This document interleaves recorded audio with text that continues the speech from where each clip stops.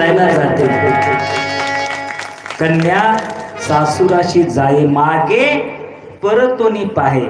तिने मागे पाहावं आणि मग आई वडिलाचं अंतकरण म्हणते थांब ना जरा, पण मुलीला जायचं तैसे झाले माझ्या जीवा. अशी अवस्था असते महाराज.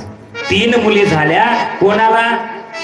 मनू महाराज आणि शत्रुपा महाराणी यांना सुरुवातीला 3 कन्या झाल्या. पहिलीचं नाव आकुती, दुसरीचं नाव देवहूती आणि तिसरीचं नाव प्रसूती. आकुती, देवहूती आणि प्रसूती. आणि 2 मुलं झाले. एकाचं नाव उत्तानपाद आणि दुसऱ्याचं नाव प्रियव्रत. आता या 5 नाव सांगितले मी तुम्हाला. हे 5 नाव मी उद्याच्या कथेमध्ये विचारणार आहे. जो कोणी या प्रश्नाचं उत्तर देईल त्याला 4 मुखी रुद्राक्ष या ठिकाणी बक्षीस म्हणून दिला जाईल. याच्या अगोदर प्रश्न विचारणार होतो कोणता?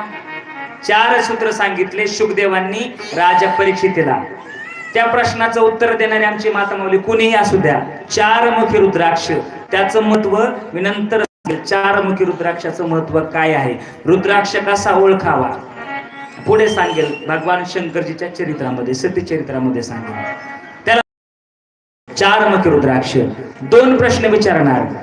मनू महाराज आणि शत्रुपा महाराणी यांना संतान झाले. त्या 5 संतानाची नावे आणि 4 सूत्र भक्ती मार्गातले शुकदेवांनी परीक्षित राजाला विचारलेले. गोपाल कृष्ण भगवान की, राधाराणी सरकार की, श्रीमद भागवत महापुराण की जय. सुंदर सुंदर चरित्र शुकदेवजी महाराजांनी राजा परीक्षितीला सांगितले. आणखी खूप सुंदर सुंदर कथा भाग आहे उद्याच्या कथेमध्ये आपल्याला ऐकायचं आहे.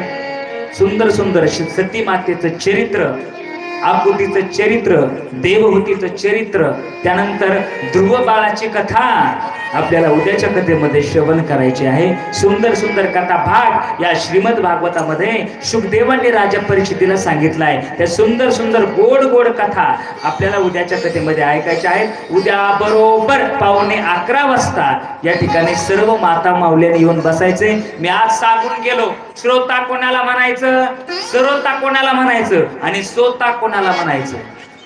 पहा, तुम्ही श्रोते आहात का श्रोते आहात का श्रोते आहात हे तुम्ही तुमचं ठरवा. आणि बरोबर 11:15 वाजता या ठिकाणी तुम्ही उपस्थित राहा. गोपाल कृष्ण भगवान की जय. आता सर्वांनी आपापल्या जागेवरती उभं राहायचं आहे. एक भजन होईल आणि लगेच आरतीची तयारी होईल, आरती होईल. तोपर्यंत सर्वांनी आपापल्या जागेवरती उभं राहायचं. एक भजन होईल तोपर्यंत आरतीची तयारी करायची. ज्यांना आरती करायची आहे त्यांनी आरतीचं ताट या ठिकाणी आणायचं आहे, समोर यायचं आहे, आरतीसाठी उभं राहायचं आहे.